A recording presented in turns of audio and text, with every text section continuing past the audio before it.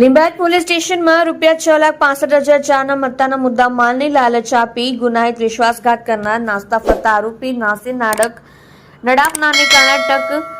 બેંગલુરુ ખાતેથી પકડી પાડતી સુરત શહેર લિંબાયત પોલીસ કમિશનર સાહેબ શ્રી ઝોન 2 તેમજ પોલીસ કમિશનર સાહેબ શ્રી ડી ડિવિઝન સુરત શહેરનાઓની તેમજ પોલીસ ઇન્સ્પેક્ટર એસબી પટેલિયા સાહેબનાઓની સીધી દેખરેખ તથા સૂચના મુજબ તથા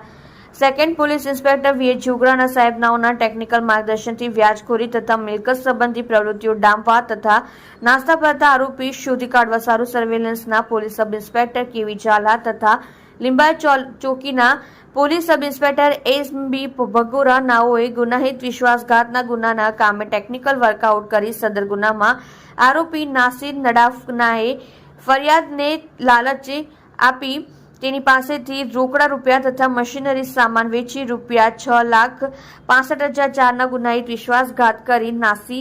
જનાર આરોપીને પકડવા સ્પેશિયલ ટીમ બનાવી અત્રેના પોલીસ સ્ટેશનના એએસઆઈ હસમુખભાઈ વાલજીભાઈ એચસી જિગ્નેશભાઈ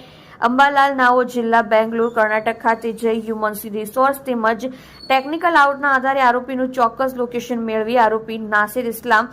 નાડાફ ઉંમર વર્ષ 40 ધંધો સિલાઈ કામ રહેઠાણ મોદી મસ્જિદની સામેની ગલી 3 રોડ સર્કલ બેંગલુરુ કર્ણાટકને પકડી લાવી અત્રે રજૂ કરતા આરોપી વિરુદ્ધ કાયદેસરની કાર્યવાહી કરેલ છે। રિપોર્ટર એસએલ સૈયદ સાથે કેમેરામેન સંદીપભાઈ બોરસે, તમે જોઈ રહ્યા છો live India today news channel.